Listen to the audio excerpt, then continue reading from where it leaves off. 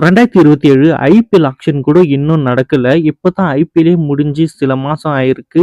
அதுக்குள்ளயும் அடுத்த வருஷம் ஐபிஎல் எப்படி இருக்க போகுதுன்ட்டு எக்ஸைட்மெண்ட் அதிகமா இருக்கு. ஏன்னா பிளேயருங்களை ட்ரேட் பண்ண ஆரம்பிச்சிருக்கிறாங்க. ஒரு சில டீமுக்கு ட்ரேட் மூலியமா நல்லதும் நடக்க போகுது, சில டீமுக்கு கெட்ட விஷயமும் நடக்க போகுது. அதை பத்தி நம்ம இந்த வீடியோல பார்க்கலாம். அதுக்கு முன்னாடி மறக்காம ஒரு லைக்கை தட்டி விட்டுருங்க. சப்ஸ்கிரைப் பண்ணவும் மறந்துடாதீங்க ஃப்ரெண்ட்ஸ்.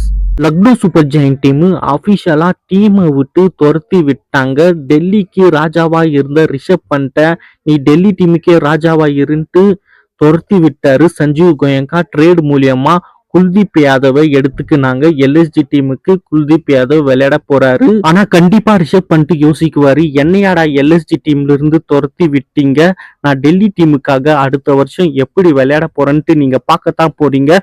கண்டிப்பா எல்எஸ்சி டீமுக்கு அகேன்ஸ்டா நான் எப்படி ரிவெஞ்ச் எடுக்க போறேன்ட்டும் பார்க்க போறீங்கன்ட்டு மனசுக்குள்ளேயே நினைச்சுன்னு இருப்பாருன்ட்டு நான் நினைக்கிறேன் ரிஷப் பண்ணிட்ட. மும்பை இந்தியன்ஸ் டீம் ஆல்ரெடி முடிவு பண்ணிட்டாங்க, ஹார்திக் பாண்டியாவை எப்படியாவது கைட்டி விட்டுடலாம், ட்ரேட் மூலியமா ஏதாச்சும் ஒரு பிளேயரை வாங்கலான்ட்டு பிளான் போட்டுன்னு இருக்கிறாங்க Mumbai Indians team management. Hardik Pandya 3 team போறதுக்கு வாய்ப்பு இருக்குன்ட்டு சொல்றாங்க. ஒன்னு சிஎஸ்கே, ஒன்னு கேகேஆர், இன்னொன்னு ஆர்ஆர் டீமுக்கு போறதுக்கு வாய்ப்பு இருக்குன்ட்டு சொல்றாங்க.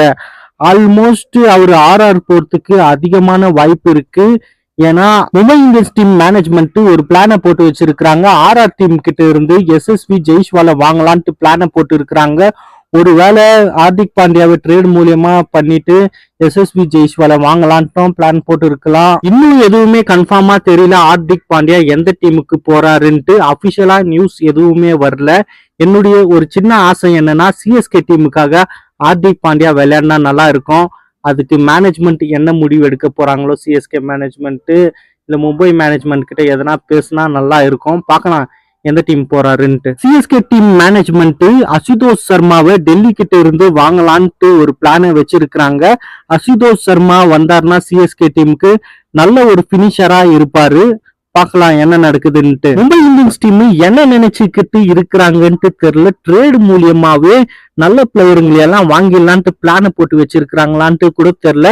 ஏன்னா கேம்ரன் கிரீனையும் சிவம் தூபேயையும் வாங்கலான்ட்டு ஸ்கெட்சை போட்டு வச்சிருக்கிறாங்க. டீம் மேனேஜ்மெண்ட் கிட்டையும் பேசின்னு இருக்கிறாங்க.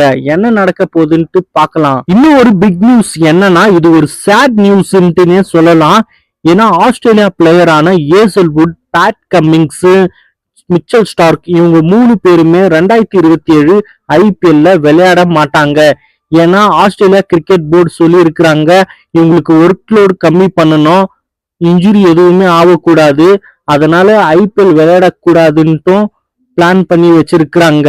ஏன் இந்த மாதிரி ஒரு முடிவை எடுத்திருக்கிறாங்கன்னா, ஆஸ்திரேலியா கிரிக்கெட் போர்டு 50 ஓவர் உலக கோப்பை வரப்போகுது அடுத்த வருஷம். அதனால பிளேயருங்களை நம்ம உஷாரா பார்த்துக்கலாம், இன்ஜுரி எதுவுமே ஆகக்கூடாதுன்ட்டு இந்த முடிவை எடுத்திருக்கிறாங்க ஆஸ்திரேலியா கிரிக்கெட் போர்டு. ஆர்சிபி டீமை நினைச்சா தான் பாவமா இருக்கு. ஏன்னா இப்பதான் அவங்க பேக் டு பேக் 2 கப்பு அடிச்சிருக்கிறாங்க.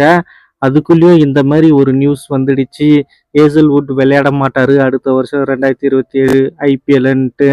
அவர் ஒரு மிகப்பெரிய ஒரு ரோல் பண்ணியிருக்கிறாரு ஆர்சிபி டீமுக்கு. போலிங்ல அவர் வின் பண்றதுக்கு ஒரு முக்கிய காரணமா இருந்திருக்கிறாரு.